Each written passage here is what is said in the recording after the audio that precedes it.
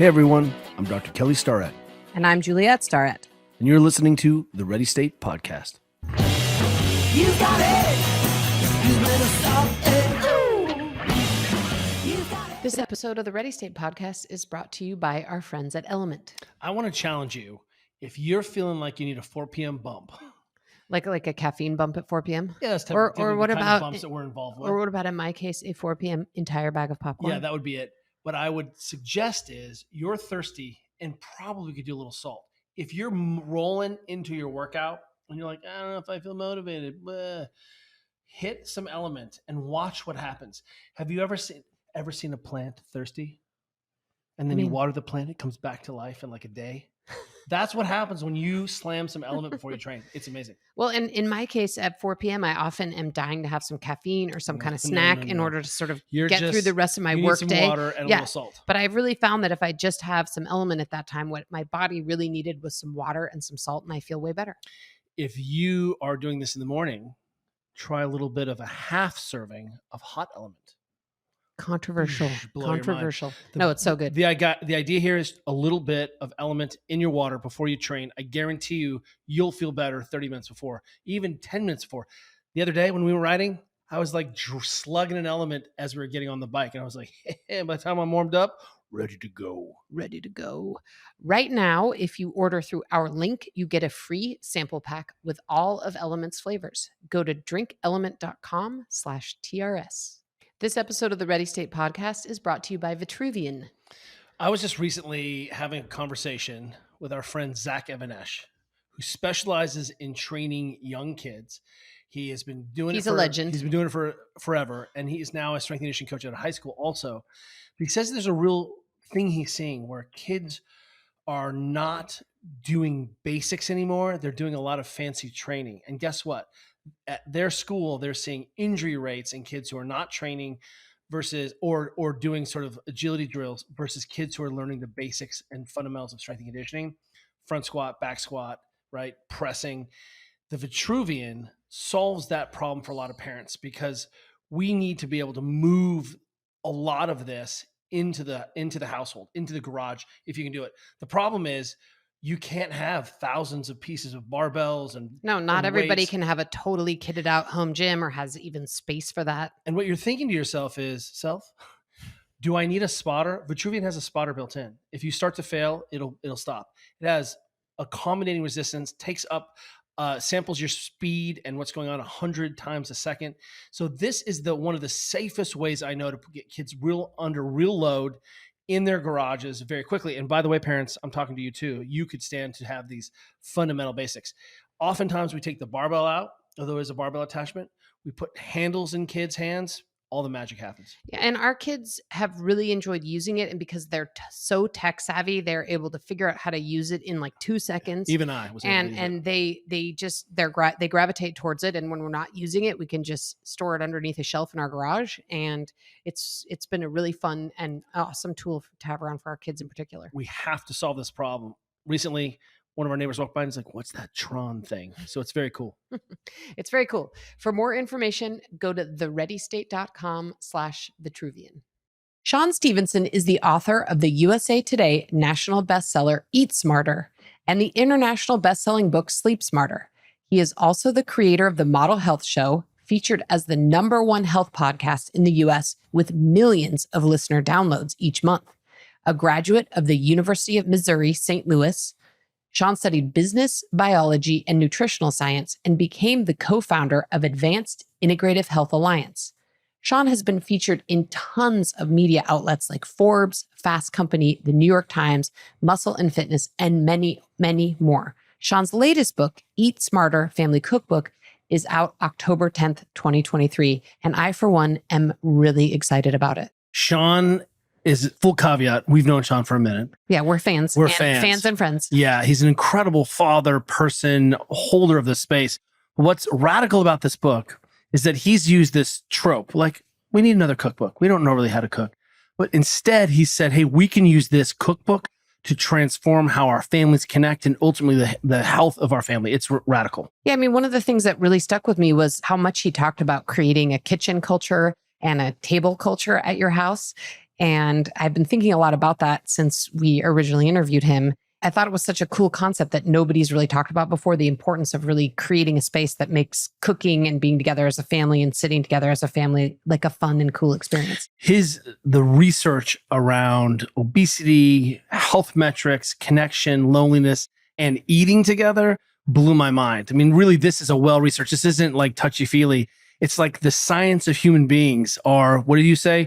Human beings move together and we eat together. We eat together. This book, I think, is a wonderful recapturing of why it's essential that we rebuild our culture, rebuild our family, rebuild our household just by eating together. I think you all are really going to enjoy this conversation with Shawn. I know we did, and let's get into it. What is up, Shawn? Welcome to the Ready State podcast. I'm happy to be here. You two are my favorite people.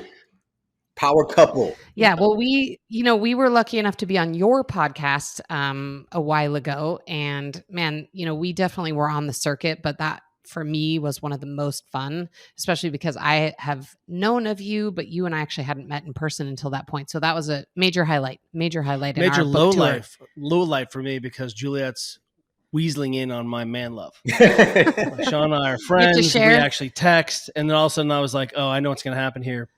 He's going to get to know Juliet, and I'm going to get dropped. That could happen. Which happens all the time. Still she happen. has been extending the love much more my way than you have recently, because she shared with me that, I've done all this media recently, but doing the Model Health show with you was the best. All right. She told me I couldn't tell anybody, but since she opened the can, I'm going to share it is. It was really fun. So I want to start by saying congratulations in advance on your next book. You're a maniac. Man, you are a prolific book creator, writer, marketer. It's amazing to see. But I am so excited about this book. And literally the moment you announced it, I was reposting about it because I was really excited about Eat Smarter Family Cookbook. And so I just want to get right into it. Why this book? Why now? And that word family, explain that to us. Absolutely. All right. So I'm going to share the tip of the spear here, which is I came across some data from researchers at Harvard, and they were tracking family eating behavior for decades and health outcomes in particular for the children. And I was just so shocked that people didn't know this information. And so to look at the end of the story where we are now, they found that only about 30% of families are eating together on a regular basis now. And so can you define, what does it even mean eating together? Like in the same room or actually sitting down, sharing a meal? Exactly. Yes. Because we can eat at the same time, which is what I did growing up, but we would disperse and oftentimes end up in front of a television, a video game, something like that. Eating together, sitting down at a table, face to face, not even necessarily at a table. You guys will sit on the floor, and we do too from time to time, but just sitting together I've read about table without distraction. And so that's number one. So that's where we are currently. But what I was curious about was, is there something protective about this practice of eating together? Because we evolved doing that as a species. As we evolved, everybody in the tribe would be involved in food preparation, in the process of eating, and also celebration. We just came back from Maui, and we see this thing as like entertainment now to see the concept of a luau. But truly, having this opportunity, the hunting, the gathering, eating together, the celebration around that thing. And so it's kind of been on the endangered species list recently for our families. And so I was curious, is this creating some kind of a potential health ramification by not eating together? And what was so crazy, and I'll just share this study to start with, there was a study that's published in the journal Pediatrics, and another one, I'll just couple them together, a study published in JAMA, Journal of the American Medical Association. And they were looking at how often families eat together. Does that have any impact on the children specifically? And they found that eating together with your children 3 times a week was the minimum, dramatically decreased the incidence of obesity in the children in the family. And the other study found that it dramatically decreased the incidence of eating disorders in children as well. So there was something really interesting about eating together as a family that was reducing the incidence of those health conditions. And the last part, just circling back to those researchers at Harvard, their data found that families that eat together on a regular basis consume significantly higher amounts of micronutrients, macronutrients, things that help to prevent chronic disease, basically. And the other part is dramatically reduced consumption of ultra processed foods like chips and soda. And so, this practice of eating together that we've been doing for so long, thousands of years, suddenly now we're kind of dispersing, oftentimes in front of mind numbing media. And not, by the way, this is the caveat for the show, we're not demonizing. None of us are Luddites. We're doing this on technology. But Yeah. the thing is, when we start to shift our behavior so quickly, which has only been a couple of decades that we've been doing this. Yeah, the TV dinner, right? Americans invented the TV dinner. We invented it, right? And the advertisement is like the family gathered around watching TV. And now we love to do that. We can get together, have a movie night, watch the game, that kind of thing. But we're going to be missing out on a key component, an ingredient, something our genes expect us to do when we're not sitting together face to face and interacting while enjoying our food. Last thing I'll share with this, and we could talk more about this in this conversation, but the catalyst for all of this was some data coming from researchers at Brigham Young University. And this was a huge meta-analysis. This was like 148 studies, over 300,000 people. And they found that our social connections, by having healthy social ties with our friends and family, reduces all-cause mortality by about 50%. So reducing your risk of dying from everything by 50% by having these strong social ties. And my question for you guys and for everybody listening, what is the context under which we most often connect? It's usually around food. If we're doing it right, if we're being human, food is usually going to be involved. Yeah. So, I love all of this and I have 50,000 follow-up questions. But, one of the things that I've been saying as we've been cruising around the world talking about our book, Built to Move, is that human beings do two things together. They eat together and they move together. And on the eating side, one of my criticisms of the, fitness industrial complex writ large is that a lot of, diet culture and strange eating styles have removed the eating together piece for a lot of people in our industry. Young people who are on the internet, like Yeah. on Instagram looking shredded. Right. It has And so nothing to do with families. Yeah. So I think people who are interested in fitness and diets, that's certainly a reason that they've pulled themselves out of this key thing that is eating together. But if you look at society in general, like what's changed? Is it the influx of technology? One of the things I can say that is true for us, and I know people in my community raising kids, is that, youth sports has exploded. And a lot of times, the nights that we often can't eat together, it's because one of our kids is actually at a sports practice, and that makes it difficult. So I don't know, what's your diagnosis? Like, what changed so quickly? I'm sure it's multifactorial, but what are you seeing? And what's caused all this? Did it even change quickly, or has it been a slow erosion? Right. Yeah. I want to specifically talk about that point with kids sports, because my youngest son is in AAU basketball here in LA, which is like a big deal. It's like a whole thing. It's a whole investment.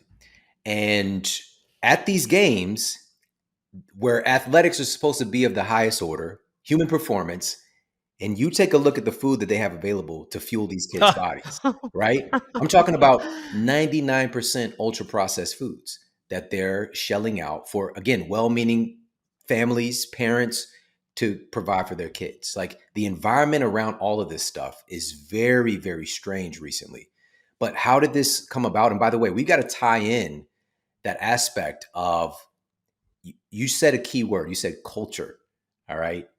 This is what it's really all about, because, and let's define what culture is, by the way. Culture is the shared attitudes, beliefs, values, and behaviors of a community that is then passed down to future generations. All right. That last part is the most important part here. Values, beliefs, attitudes, behaviors that we pass on to our children. And so we can't help but be a product of our culture. We just are. And there are cultures still on planet Earth today. They're very few, but we'll just give an example of a hunter-gatherer tribe, the Hadza. Their culture, it is a subconscious belief that they have that if they don't move, they will die. For them to be able to procure their food, the hunting, the gathering, getting some honey, they have to move or they will die. If they're going to eat, they have to move. It's a deeply ingrained belief. In our culture, movement is optional. I can literally push a button on my phone and have food put into my hand, let alone I'm very far removed from where any of that food comes from, right?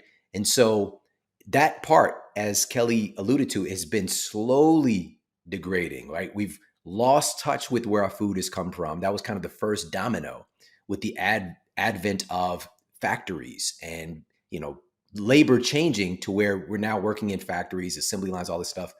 And we have a certain class of people who are growing food, whereas a significant percentage of our citizens grew something for their families, right? And so Right. even Even just like a garden, even just a backyard garden or something. even that, like my grandmother had a garden and she would like preserve things, and she had this, it was a super creepy cellar, by the way. I still have bad dreams about that cellar at my Dude, grandma's house. you're bringing up all of these family memories. So I'm like, Joyce Starrett had a weird lockout cellar with jars of fermented hands and body parts, I'm sure, and little children there looking out through That's the what glass. you saw as a kid. Yeah, seriously, open up the freezer.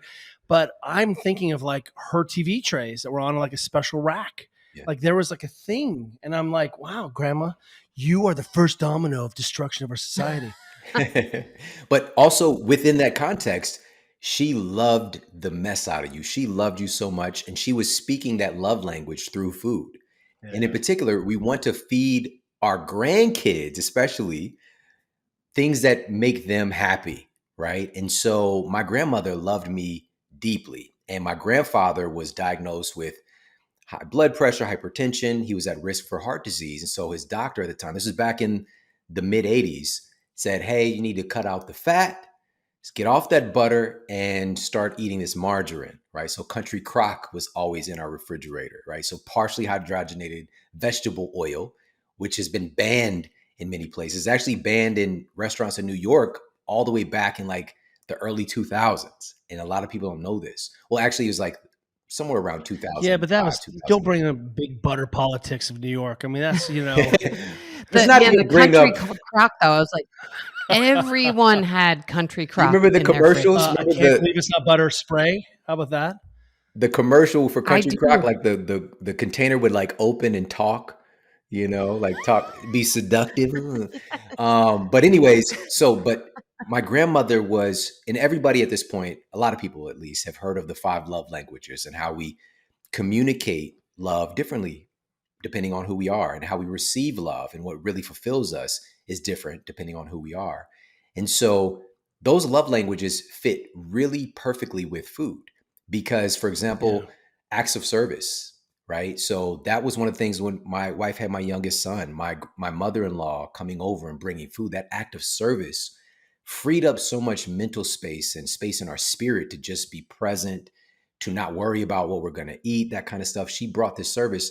And for her, that love language is returned in words of affirmation, right? So she is like, she might not ever say it, but just hearing from us of how good that food is, like you could see she turns on, oh yeah, you like that? That kind of, like, she doesn't sound like me, by the way. She's from Kenya. It was very bad impression.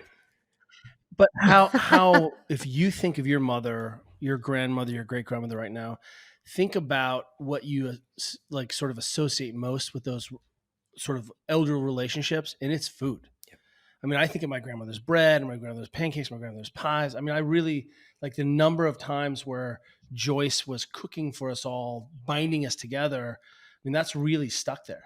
That's really interesting. I haven't really thought of how much I associate my grandparents with specific eating sort of events and specific foods. Yeah. And That also makes total sense. during that time, this is when food manufacturers and food scientists started to integrate themselves into our family construct. And so for her to be a part of the community, the new McDonald's down the street, I had my birthday party there. The other kids, like, I wanted to be like the other kids. And so she relented to like, okay, cool, I'll get the kid this thing. And so much so that my grandfather, he would get her home cooking, but I would just kind of like rebel as my taste buds were starting to kind of get manipulated. I'm just like, I want fish sticks. And because of her wanting to love me, she gave me fish sticks and macaroni and cheese. And I could see my grandfather giving me dirty looks out of the corner of his eye. But, she was just trying to make sure that I was eating and also, again, showing her love. She didn't know, of course, that she'd be laying down the foundation for disordered eating for me and just being somebody who consumed mostly processed food as the foundation of my diet. But again, she was just doing what was normalized in our society, well, becoming normalized at the time. And where we fast forward today, and this is according to the BMJ, the British Medical Journal, it's one of our most prestigious journals. They affirm that the average American adult here in the United States right now, 60% of our diet is made of ultra processed foods currently. Wow. And that number, and this is the first book to share this data. And I'm very proud of that, but also this should be jarring and catalyzing. A new study has come out looking at the diet makeup of American children. All right. This was published in the Journal of the American Medical Association. This tracked the dietary intake of kids from age 2 to 19 for about 20 years.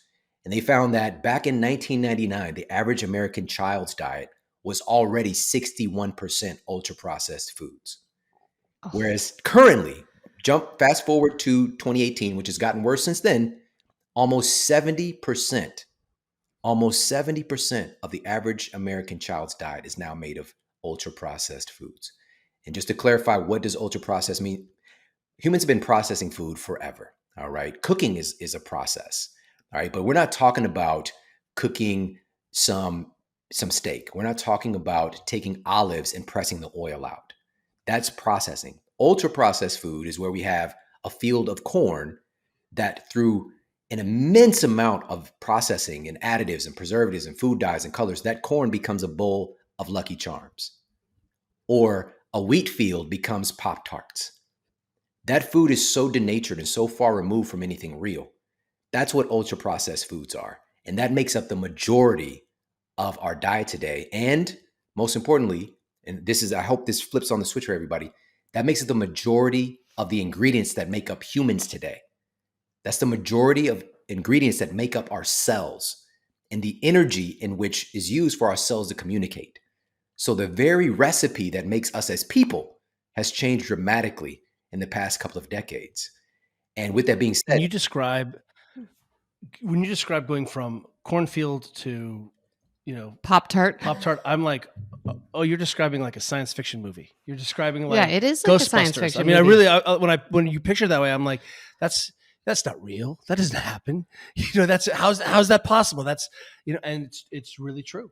I just have to go back a little bit to something you mentioned earlier, which is connected to this youth, diet crisis. I would say it's really alarming, especially when you're able to, share some of that really, scary data, and by the way, one extra piece, and I can't quote the source, but Kelly and I recently saw a piece of data that kids were questioned, and the age group was like elementary school age kids.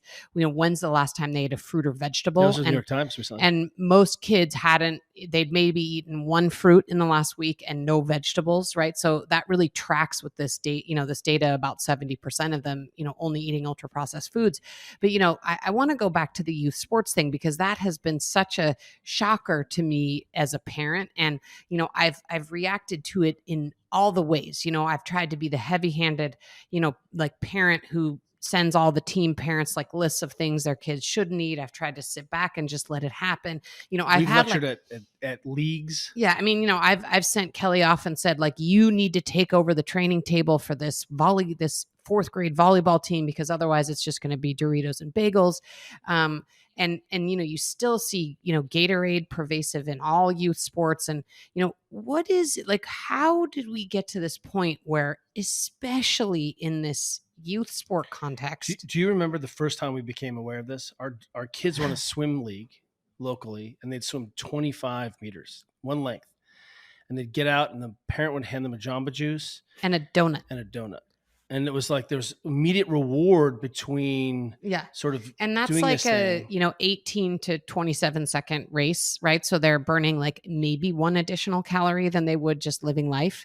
But yeah, that was a real shocker to us, that was the culture. So, and so I think it's also connected to what Kelly said. It's this food as reward concept when it comes food to as youth sports, right? So I don't know. I just want to have you sort of tell us a little bit more about your thoughts on, first of all, like how do we get here with sports, and what can we all do on the ground as parents and individuals in our homes and in our communities to try to sort of correct this ship a little bit? Awesome. Well, one thing I want to reference just in the context of, like you just said, kids getting surveyed and seeing how many fruits and vegetables that they ate is going to point back to what we initially talked about in the construct of family. And one of my favorite studies that I cited in the book was published in the Journal of Nutrition, Education, and Behavior. And they looked at minority families and their food intake and health outcomes with the children. And this would be generally in the context of a low income environment, which is where I come from. And so it really kind of shined a bright light of hope. But the thing is, most people don't know about what I'm about to share with you. And so what they found was that children that ate together with their families 4 meals a week ate 5 servings of fruits and vegetables every day, 5 days out of the week. All right. Dramatic change versus what you just shared. Kids getting surveyed, just like, well, not really much of any, if at all.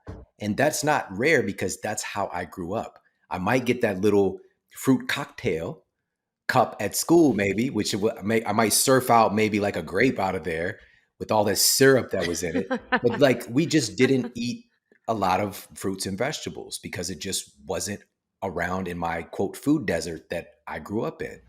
And so I just want to reference that point. Again, there's this protective aspect of eating with our family. And we could talk about why that is too, coming up here. But just kind of how we devolved to the place where even with youth sports, and by the way, still, it's not the majority of our family constructs that have an investment into their kids' performance in sports and all this stuff. It's a growing amount, which is, again, something that we're newly to at this level as well.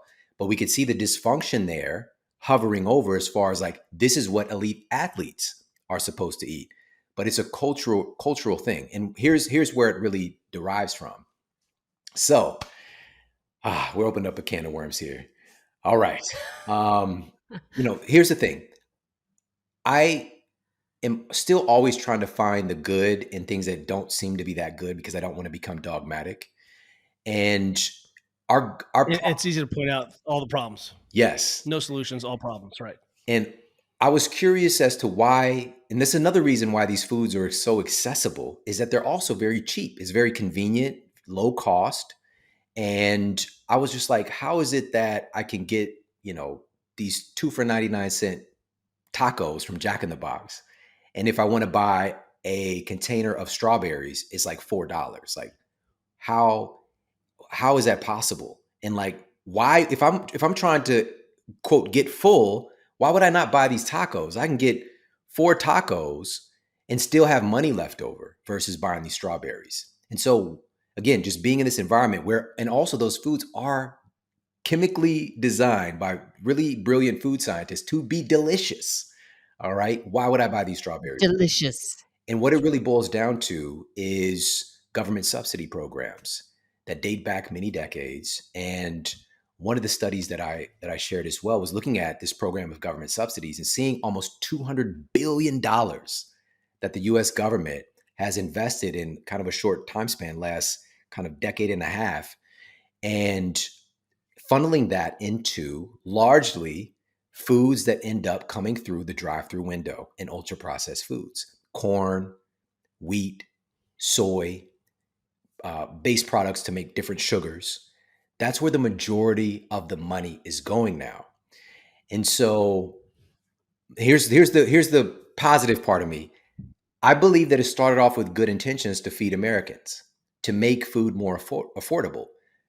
And through that process, with corporate interests and the bottom line mattering in business, food manufacturers are finding ways to manipulate this system and to cut corners to make products that are much lower in nutritive value, tasty, addictive is the key, creating repeat customers. And we could talk about that and how that affects our biology, but basically getting us hooked on ultra processed food. And so my question was, do we have any data affirming if we eat these government subsidized foods, is this affecting our health, or is it just a good guess?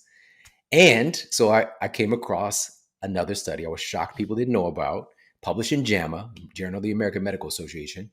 And they analyzed people who, on a spectrum, consumed a certain ratio of government subsidized foods. And they found that people who consumed the most government subsidized foods had about 30% higher incidence of developing obesity, higher inflammatory biomarkers, things like C-reactive protein, higher rates of insulin resistance. I can go on and on. They were not well. They were not doing well by eating the very foods that our government is investing in the most.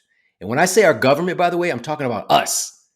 It's coming from us. Our tax dollars are literally feeding the problem of degeneration in our culture. And last point here, the CDC's numbers last year, 2022, they put out this cute little infographic, I guess to soften the blow of this, but they've affirmed that 60% of American adults now have at least one chronic disease, at least one. And 40% of American adults have two or more chronic diseases. Something is seriously wrong, and that's filtering its way down to skyrocketing rates of chronic diseases, lifestyle-related diseases in our children. And so when Kelly started this off asking about family, like that's what this is really about for me, because our children are entrusting in us to create cultural conditions to where health is more accessible. Right now, being sick is normal. Being unwell, having a chronic condition is the normal state in our society. It's the majority of our citizens. So if you're healthy, you're not normal. And what a shocking revelation that is. And I believe because we're close to this tipping point, and you guys have seen this as well. You know, we get into these little bubbles, and so we can sometimes not really see what's happening at the kind of larger culture scape. But your culture that you guys have created as a family has affected so many people outside of you. And this is really where the secret is. That shouldn't be a secret. I spent years, and I know you guys have as well, trying to get people to make behavior changes, targeting behavior change that's backed by science. This stuff works. You just got to do it. But I'm giving them this behavior change recommendation and sending them back to a culture that's inundating them with behaviors that are opposite of this. And it takes an incredible amount of will for them to navigate in a culture that is largely unwell. And so the mission now is like, let's make intelligent shifts to the culture. It's difficult to change the larger culture scape, which I've spent years trying to do. This episode of the Ready State Podcast is brought to you by our friends at Momentous. And what we want to talk about today is what we're calling the Caroline Starrett stack. Oh, man. So let's be transparent. Caroline will not eat a micronutrient. It's tough. It's tough to get her to She eat loves one. brown foods. She's growing. She's getting into it. She'd murder me for saying this, but she also hates anything that smells, rhymes with fish. So it makes it difficult to give her a thing called omegas. Yes.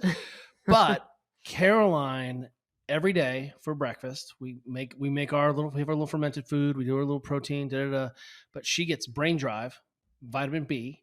She gets a vitamin D because our family doesn't get enough sun sometimes. And I always have low vitamin D And omegas. Omegas. She takes 2 omegas. Omegas isn't even about heart health, we think, anymore. I mean, it's your whole body, but really for brain development and brain health.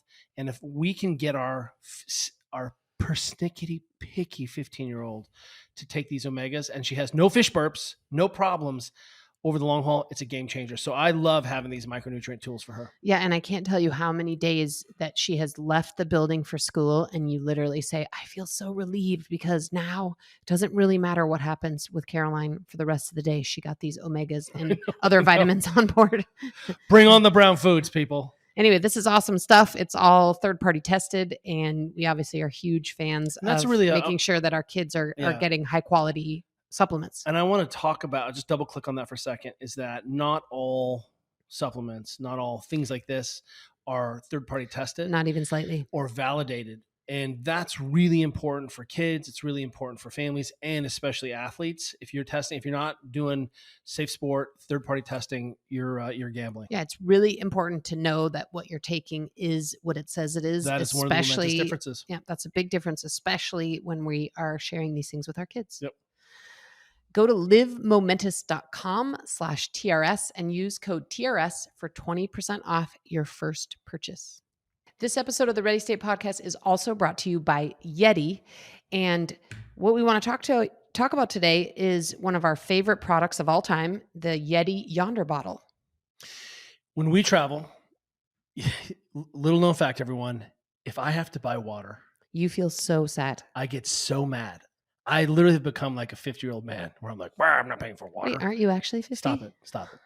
And what's so fun is that I have these great water bottles and I can fill my water and I'm like, haha, I'm not paying $12 for that water. I got you.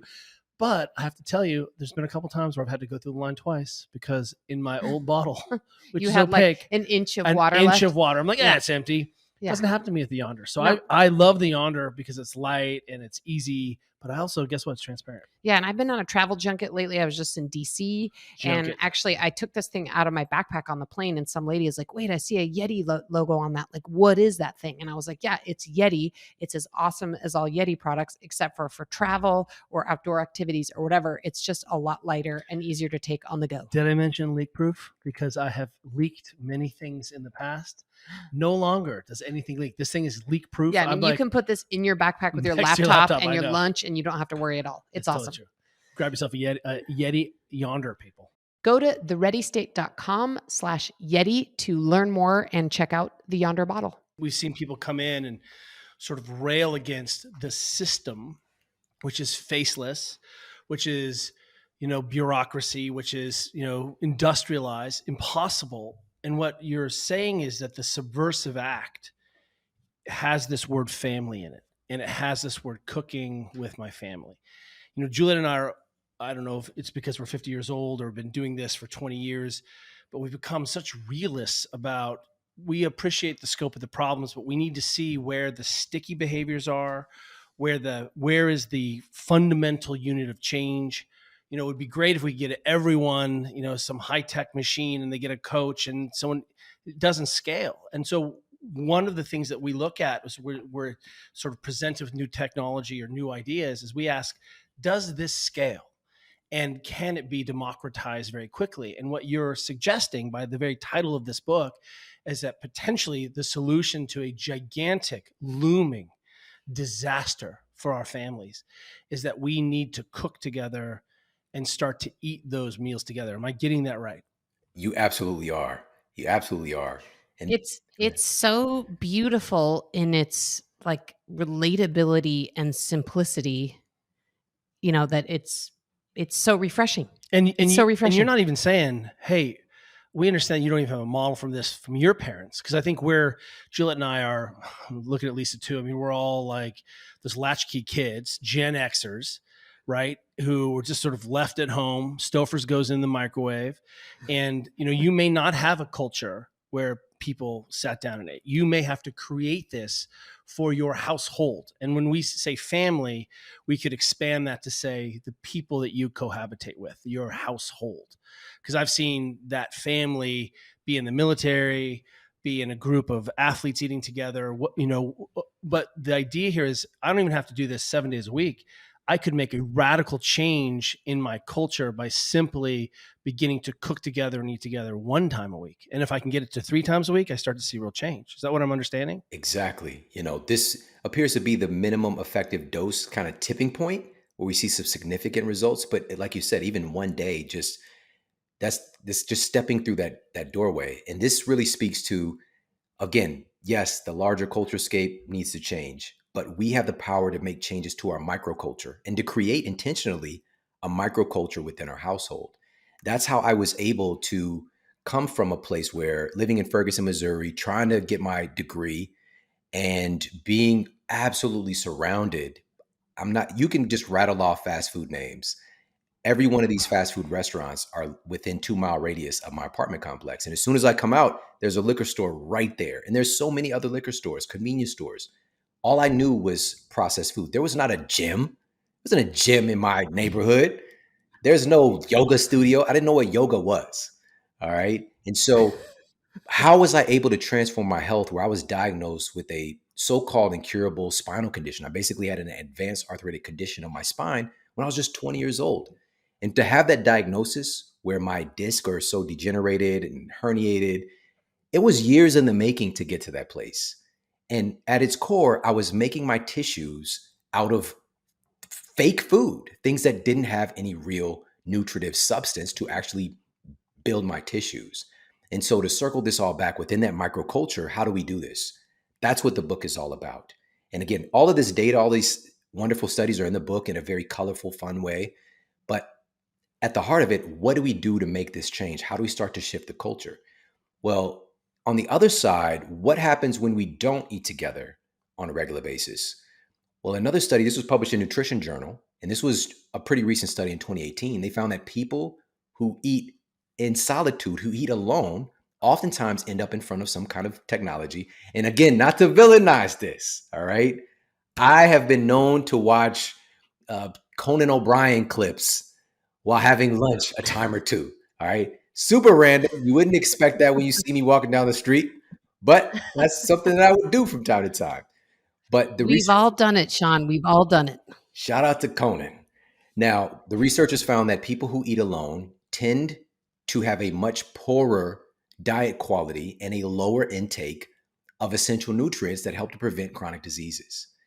And so we know that that's the case as well on this end. Where can we get in some of these benefits that are seen in the data that we can extract by eating together?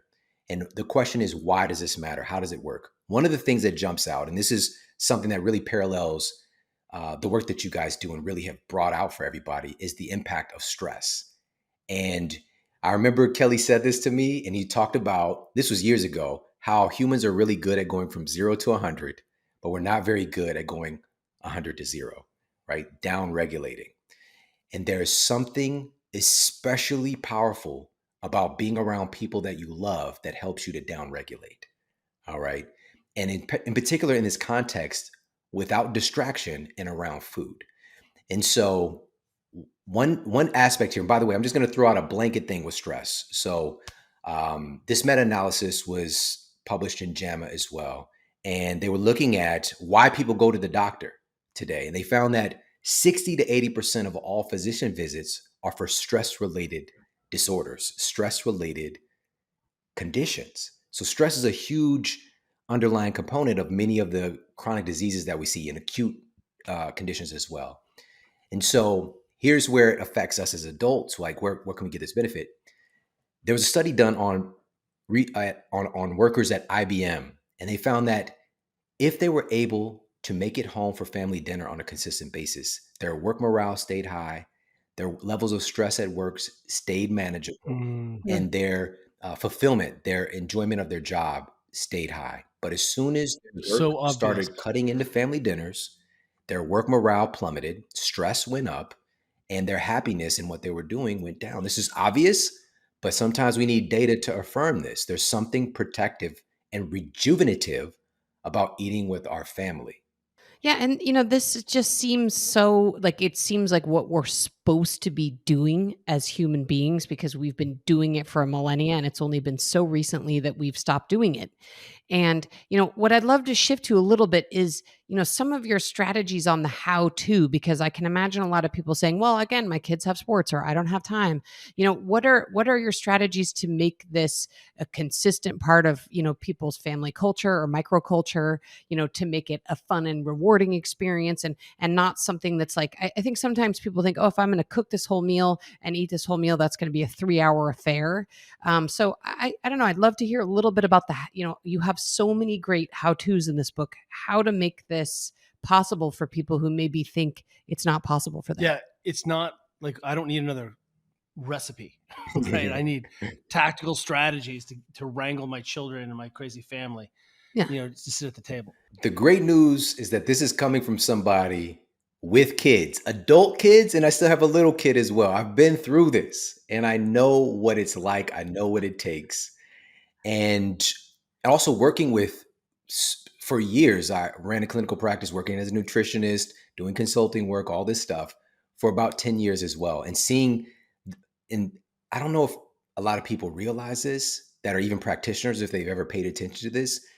But when I would ask people about like, what is the barrier? Like, what do you feel is the biggest barrier for you to be able to implement this behavioral change to get the goal that you want?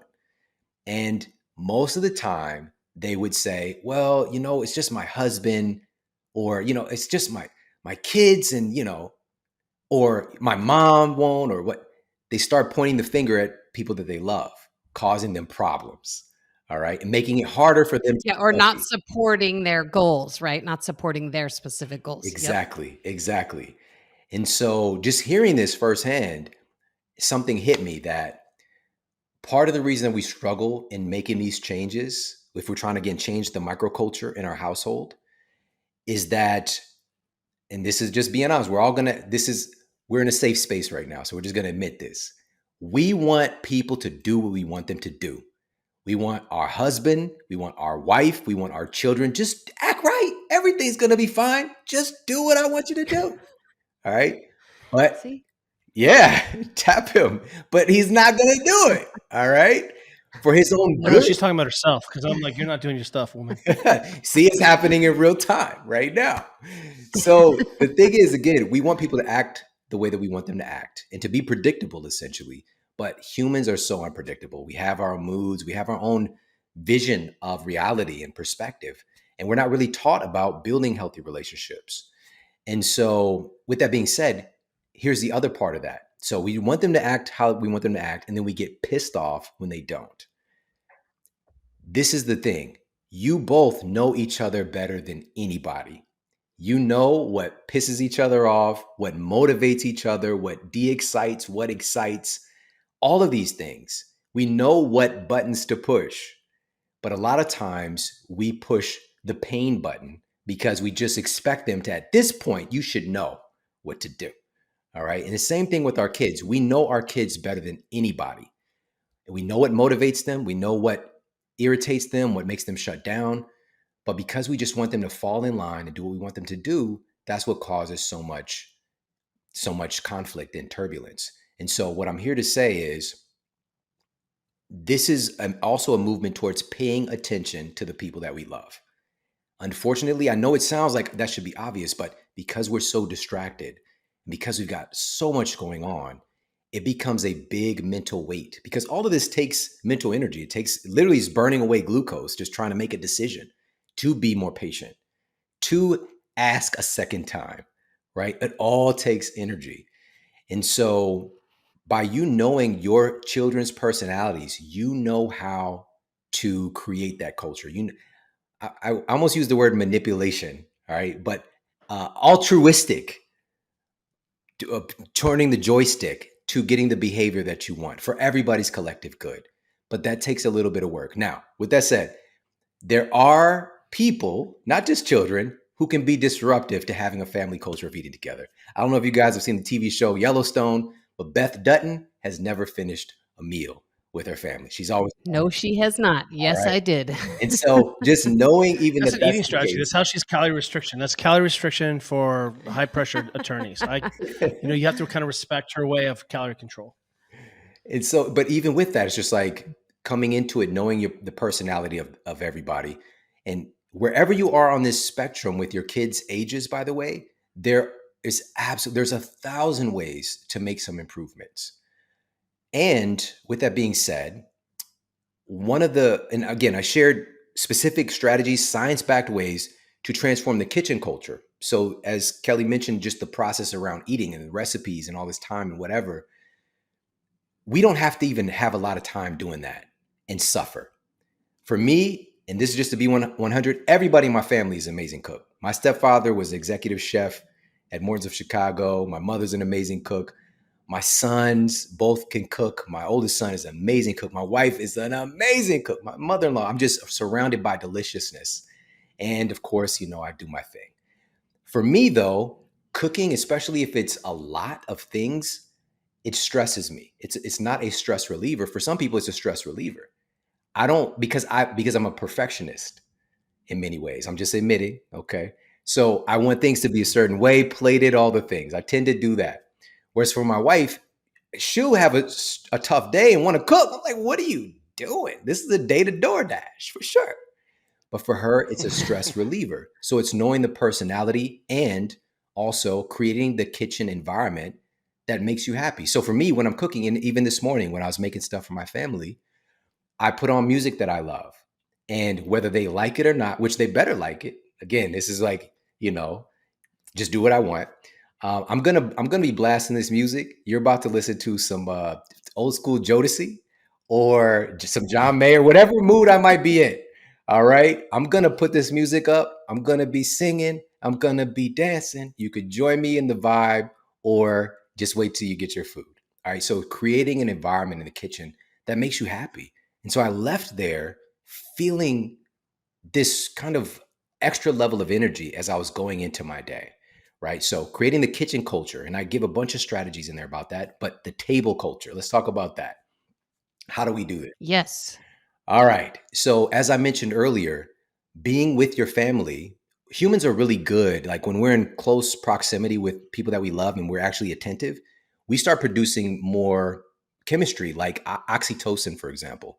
And this is known to basically help to deactivate that fight or flight sympathetic nervous system because it kind of counterbalances cortisol really well in our bodies. And so, but we have to be there. We have to be present. Women do oxytocin even better, by the way. And so the question is, how do we create more connection? And so when we're sitting down at the table and knowing the personality of our families, like I know my 11-year-old right now, he's gaming with his friends. For me to say, hey, dinner time, and this is new, we haven't done this before, get off of that and come sit down and eat, that might be a problem. He might come with the bad energy, the bad vibes, and we don't want that. And so, but over time, by me creating an atmosphere to where it's of equal or greater value than what that other thing is, that's the secret. And so this is a true story. Both of my sons will ask me if a certain amount of time goes by, like my oldest son texted and just said family dinner on Tuesday, because we had missed like 5 days because we've been traveling and this and that.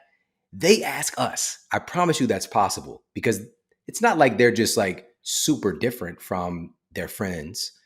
It's because it's become like their brain and their nervous system is like looking for that as well. They're craving it. They're craving family dinner.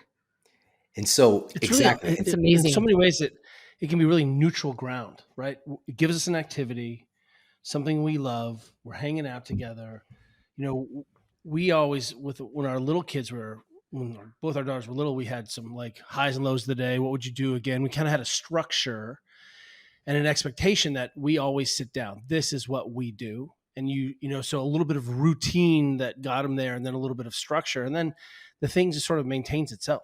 Yeah, we even, someone sent us one of those, this was like a year ago, but someone sent us as a gift, one of those like conversation starter deck of cards. Yeah. Have you ever seen those? Yeah, we and have when that. we got it, we actually made fun of it. I'll be honest, when we first got it, because we were like conversation starters, like we starlets can talk, we don't need it. And we actually had it sitting at the table and it was really fun. We actually would do one a night and, they'd be absurd things like, if you could be a superhero with a single power, what would it be? And, ridiculous power. Yeah, a ridiculous power. Yeah. So, I mean, I love what you're saying because I've never heard anyone in our space, talking about kitchen culture and table culture and just the importance of creating both of those cultures in ways that make sense to your family and your micro family culture and your own kids, and sort of approaching that from the point of view that you're actually sort of evaluating, like, who are these people in my family? What are they into? Do they like music or not, or candles, or whatever it is that sort of like makes people feel like this is ceremony, a ritual. safe and ritualistic, wonderful space. And man, from a stress standpoint, it's like it makes so much sense to me, and it's so important. And I found myself recently saying a lot, hey, the bigger the engine, the bigger the brakes. So the faster you're going in your life, you have to have some things at home that allow you to hit the brakes that aren't necessarily bourbon and THC and, but like, how are you going to get out of that fight or flight? And I hadn't thought about the dinner because that's such a sort of, I think, important part of our habit. But that dinner as being a way of break, no matter how crazy it is, you can sit down for 10 minutes. And that may be, it doesn't have to be, I think people think, oh, we're going to have this Italian dinner, lunch on Sunday where we eat 16 courses and no one's allowed to leave the table for 3 hours. It's not that. Yeah. We just got to start by getting together in the same place, doing the same thing. Yeah, you just said it. So our genes expect us to connect. Even the most introverted among us, our genes expect us to connect with other people. We need it for survival. And my colleague, he's the lead researcher and director of the longest running longitudinal study on humans and human longevity out of Harvard University. They've got decades and decades. It's been passed down. The torch has been passed down from many to many directors. And he couldn't believe it when he became the director of this study that what I'm about to share is the truth. So they actually have kind of outsourced and replicated this, seeing data from other researchers, but it's clear. the number one determinant of our lifespan, and not just our lifespan, but our quality of life and longevity, is our relationships. Having warm relationships is almost like a superpower. There's so many people looking for biohacks and other things to extend their lifespan. The number one thing is our relationships. And the dinner table acts as a unifier, truly. Yeah. And it's been something, And again, that cross-culturally. cross-culturally, we've been doing this throughout our evolution, sitting down and eating with the people that we care about. But now there's an opportunity for us to feel seen, even if we are rebelling, to feel seen, to feel loved, feel acknowledged. And we could proactively put things in place to open that up even more. So one of the strategies, and again, it's going to depend on your family, but it's just like experimenting, is having a gratitude practice where, maybe everybody goes around the table and shares 3 things they're grateful for that happened during the day. We've even tested out what was something that you failed at today, and everybody going around and sharing something they struggled with, right? And so there's so many different kind of questions for people to offload, to express themselves. And it might be something small, like I'm just grateful to be able to have this delicious food in front of me, or I'm grateful to hang out and game with my friends today, whatever the case might be. But to be able to open up, to feel seen, and to share things vocally that they wouldn't normally share with their friends or their coworkers, or things that are outside of this family unit, right? So, and also you mentioned those deck of cards. There's a few of them out there, but some of these things can definitely be entertaining and also something to just laugh at. It could just be so silly. Yeah, it's just fun. Yeah. But we can add these into the mix as well. And just one more little tactic. Our daughter went through this big like dominoes phase. And we actually we would kind of eat half of our meal and then start actually playing a little bit of dominoes sometimes during dinner, because she was obsessed with playing dominoes. But, it's just such an easy game that doesn't require a lot of like focus and attention. So we would sit there and like finish our meal and, play a couple rounds of dominoes. And, it's just like, it was just a little strategy that worked, and we, kept us all at the table interacting for a little longer. And it was such a nice little phase. Yeah. The caravan of hope. Yeah. You're coming from sort of multi perspectives. We're looking at this problem of food. We're looking at this problem of disintegration of the family. We're looking from stress. What I think is interesting is that in my work with high performance teams, I'll use an example. The San Francisco 49ers 2 years ago brought a chef in so that they would cook year round for the players. And so the players could always come to the facility and be chefed. A chef would, and they would sit down, and what ended up happening was universally an order of magnitude more players stayed around the club. And after they did that, they had that really great season last year. It's very strange how that actually all kind of happened. Maybe just accidental, but what they found was the owner told me, hey, it's not insignificant in terms of the price, but the change in our culture has been foundational, because it removed the barriers to young men hanging out and sharing commonalities. We see that in a lot of our elite tier 1 military groups, they eat lunch together ritually, and that you don't sit in someone else's squadron. You sit with your squadron. You sit with your small team. And they do that 5 days a week, 6 days a week, as a matter of ritual. And now we're seeing it as a matter of sort of performance and as a way of playing offense, because a lot of what you're describing, something we've said after the pandemic, is that it's not a brain unless it's around other brains. Your brain has to be around other brains. Otherwise, it's not an actual brain. It's a weird science experiment living on itself. You're on a sailboat going crazy. And what you're really describing here is the subversive act of high performance, of being able to feel better, be more self-actualized, have deeper relationships, and ultimately be more successful. This is a book about offense, not defense. I think we'll get defense in the exchange. We'll eat better, we'll feel better, all those things. But holy crap! Yeah. Oh man, that's such a great example.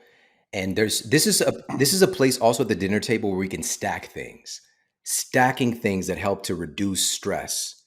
And it's so important. Again, stress is like the leading kind of domino of so much of our dysfunction. And by the way, when I hear about dominoes, I think of, for whatever reason, Betty White and Ice Cube. I don't know. That spectrum. All right. But anyways, being at the You're dinner not wrong. You're table, not wrong. when you're not mindlessly outsourcing your attention to, YouTube or to Netflix or whatever it is, and not to villainize any of these things because they're awesome. They have their gifts. But we might not be paying attention to our food as well, and our satiety, and even our chewing of the food. And something I think you guys would love, there was a study that was published in Biomed Research International, and they found that the act of chewing your food is a stress reliever, just chewing on your food, right? How often are we not chewing enough? And or how often are we eating ultra processed foods that don't require much chewing?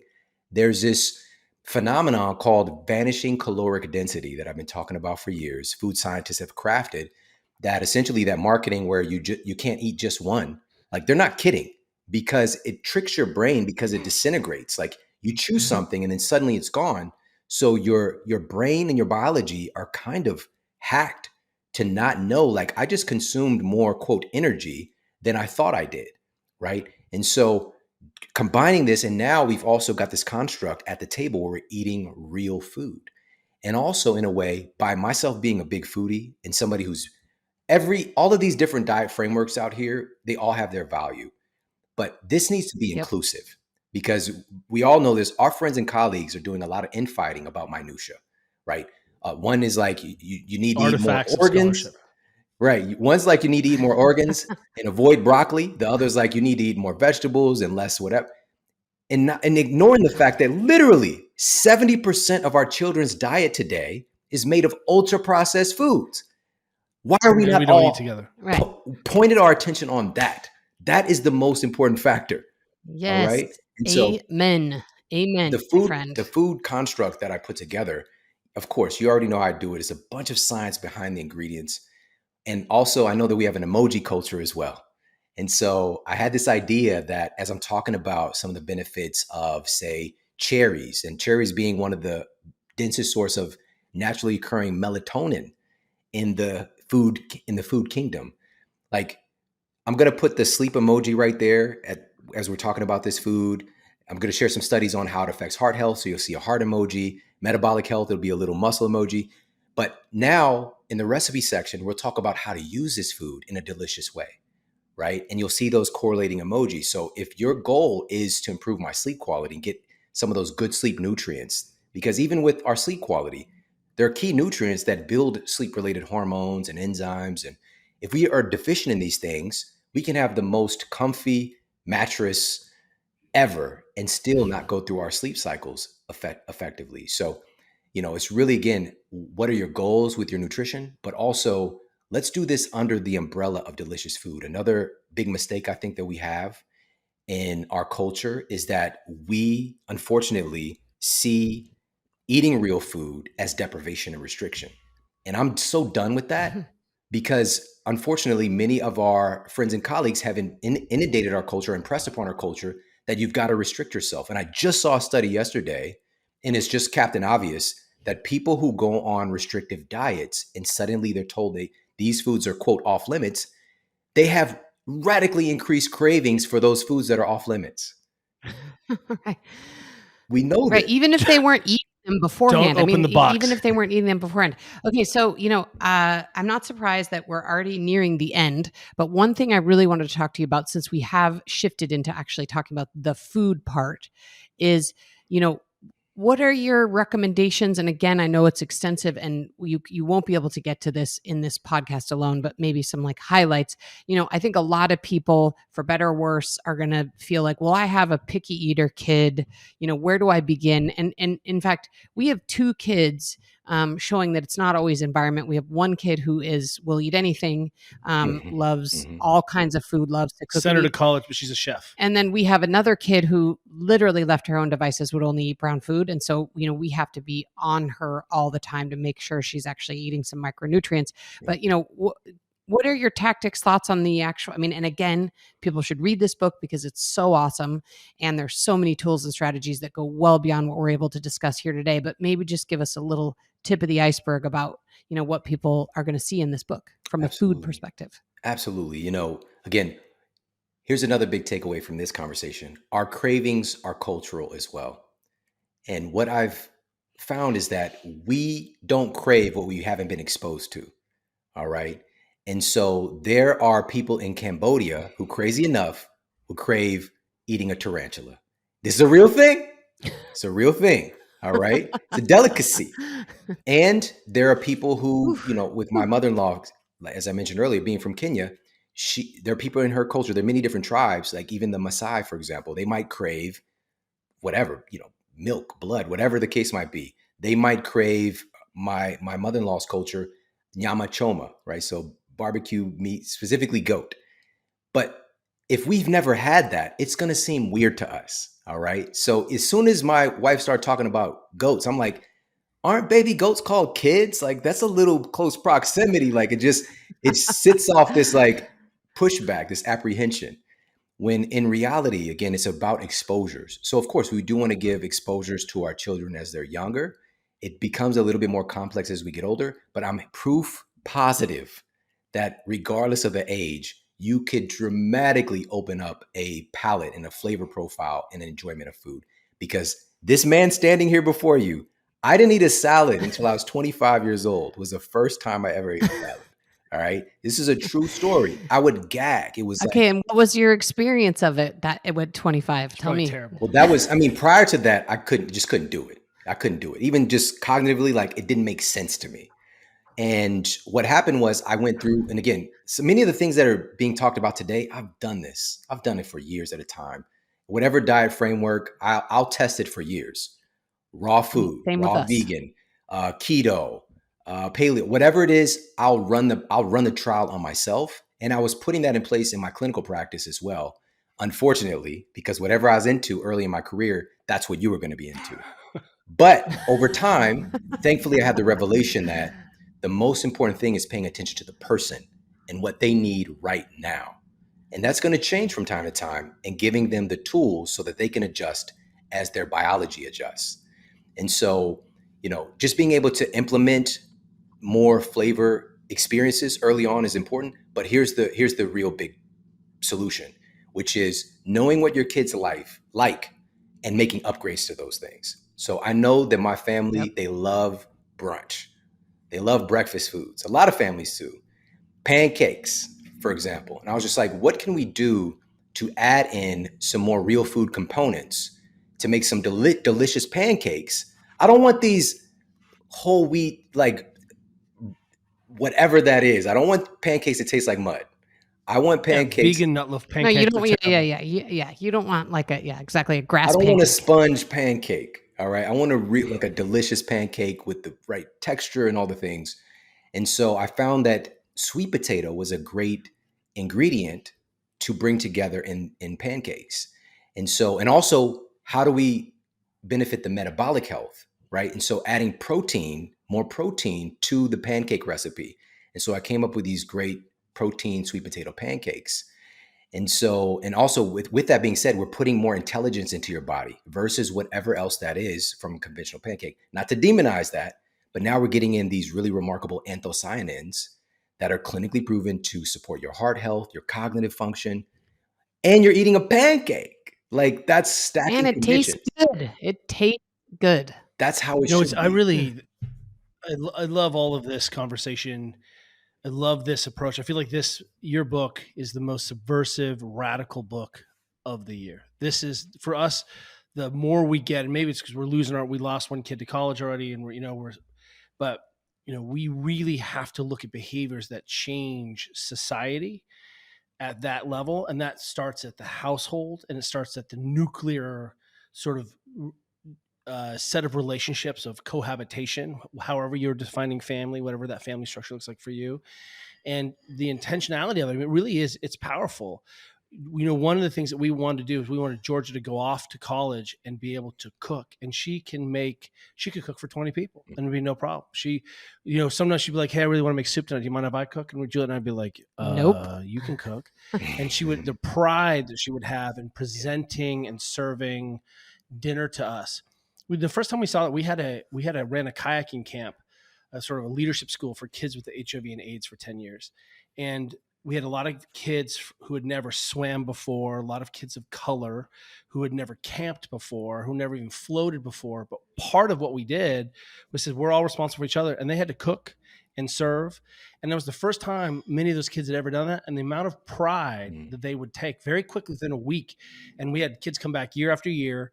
And, you know, the thinking, the presentation, and it really went home, and they sort of were empowered to find the joy in this. Because I think that's one of the things that sort of is lost in this conversation of, you know, food and nutrients, is that it's really fun to cook, and it's really fun to cook for your friends and family. Like that's a cool thing. It's like you say, that love language, that affirmation language. It's really, really a powerful, life-changing experience. And with that love language, you just have to start.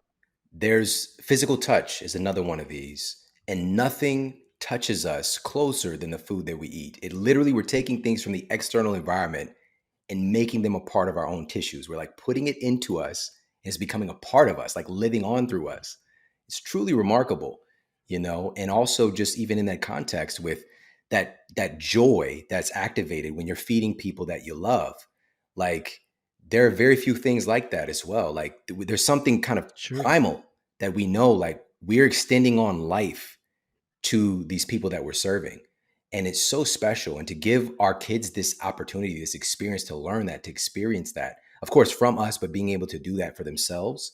That was another thing I came across in the data, is just like dwindling with the number of young people, this most recent generation, who know how to cook for themselves as they go off to college. And guess what that's going to be supplanted with?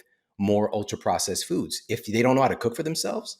And so we have to give this valuable life skill and pass it on through the language of flavor, through the language of deliciousness, like enjoying the process, eating amazing food. And connection. Yeah.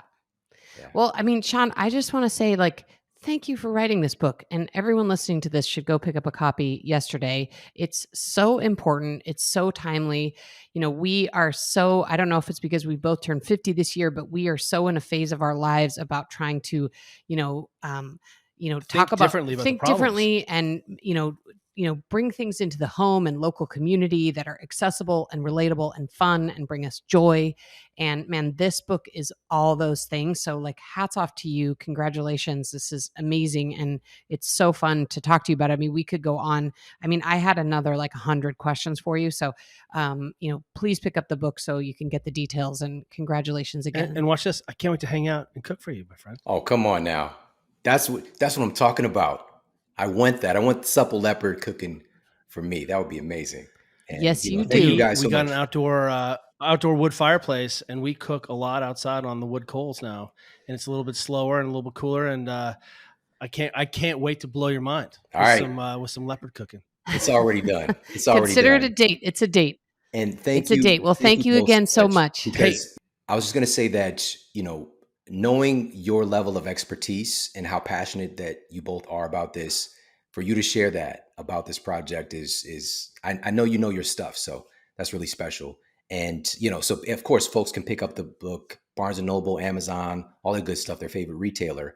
But right now, by going to eatsmartercookbook.com, also folks are getting a free ticket to the Family Health and Fitness Summit that we're doing. And so we've got all of these incredible leaders in fitness and health sharing their experience in creating a healthy culture within their household. So it's not just for me. And the event itself is going to be a ticketed $297 event that people get for free. You get free access to that as a bonus. We're also doing a big giveaway. I know you guys did one of these too. Huge health and fitness giveaway. So we're giving away like $500 in On-It fitness equipment, a plunge tub. We're giving away $500 in groceries to Thrive Market to a bunch of people. It's somewhere in the ballpark of like $25,000 in gifts for these companies that are really stepping up to be a part of this movement. And people get entered into that instantly. More gifts, more good stuff. So eatsmartercookbook.com is a place to go, especially before the book comes out, to grab your copy. So when you're one of the first people to get it, plus you get all that good stuff. We need you to pre-order these books. We need you to pre-order these books, people. Shawn, thank you again. This was so fun. Thank you. It's my honor.